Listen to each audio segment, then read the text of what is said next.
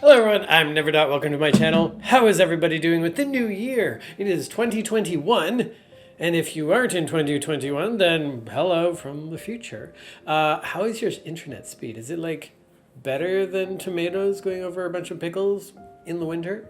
Because if not, you're going to want to get that straightened out. Now, this week's comic is all about choosing what your future life should be, what your present life is not, and then deciding to revise that for the better. We're doing the New Year's resolution, New Year, first year of the comic, first comic of the year, a video. Obviously it's February, whatever now, but this is the main character. We're going to go with Logan. He's always the go-getter, the potato in charge, and he's got to talk to his bok choy friend. Could be Jenny.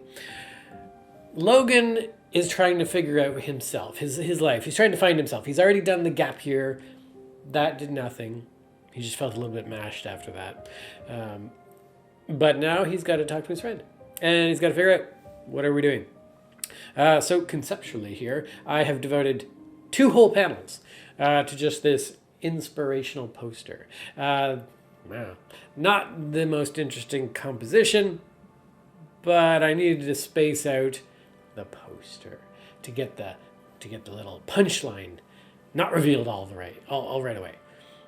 For jokes, to be funny, I find, at least, that you always need to have a bit of surprise. If you know everything's coming, it's not funny at all. So, obviously here, the splitting of the 2 panels serves to create that little bit of suspense, setting up false expectations for you, the viewer, and then breaking those expectations horribly. Now, maybe you know my content and you know to expect the unexpected. So in which case it won't be very amusing or funny at all. But here we go. I've always actually thought that doing a line of demotivational posters would be pretty funny. I would love to have posters on my wall, which is like, just don't do it, or, someone can always do it better. Those kind of things make you feel like it's not really worth trying, and why even bother? There's a market for this, I'm sure. It's probably not very healthy, so we're not going to do that. Check my Rebel. Maybe I've done that. Anyways, drawing couches, always a big problem, because I never quite know how the arms are attached to the sofa, because for a lot of things in the comic, I don't bother pulling up references. Certainly for my TikToks, when I'm drawing something new, I will pull up a reference and check it and reference it.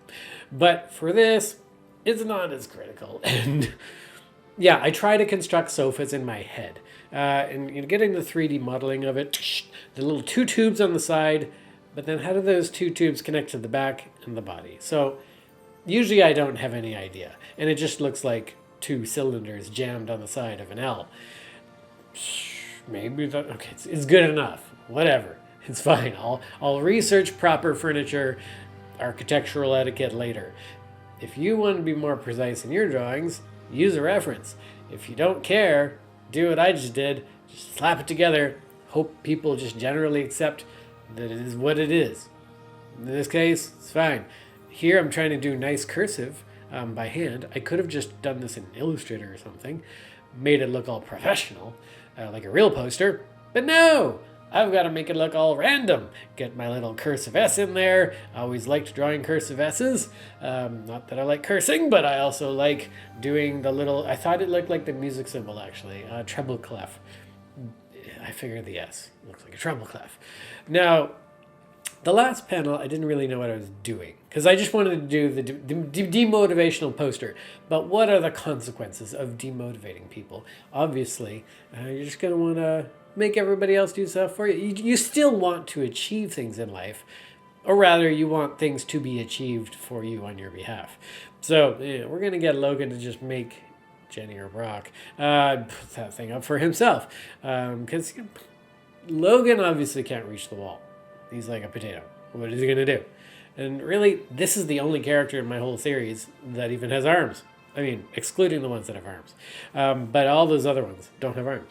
So who can put it on the wall? Ignoring the fact that Logan in the first panel is, of course, holding the paper. Telekinesis, man. So, whatever. And I had to draw a very artsy background there on the poster. It's got to be demotivational. Should have pretty I should have put like I don't know, a coal plant on there or something. You know, ruin the view, because otherwise, what am I doing? It's not a proper demotivational poster if it's inspiring. It's just got to make you feel bad every time you look at it. So, or yeah, pumping natural water from your well springs. So, am I redrawing that again? How much effort did I put it? Oh, wait, did I? Oh, I did. Huh. I'm surprised. I've completely forgotten what I did on that last panel, that I redrew the poster a little bit. I never know how bendy the characters are. This is something I keep exploring. Logan the potato seems to be able to turn his neck, which, for someone who doesn't have bones, that's an interesting feat. I wasn't really aware that potatoes were particularly squishy. Apparently, Logan is all sorts of cuddly. Scale with my characters is sometimes an issue. I have to keep an eye on that, because it is possible you go multiple panels. When you have a comic, and you have characters that are different sizes, sometimes they drift in their size relations between each other. You got to keep an eye on that. Make sure you don't have your character being small on one panel and then much larger on another one, because it just is hard to reconcile in future, and it's hard to fix. So you got to keep an eye on it, especially if you've got a long-running story. So there we go, we're tidying up, and that's all for today. Thank you guys so much for watching this video, and I hope to see you guys next week. Bye.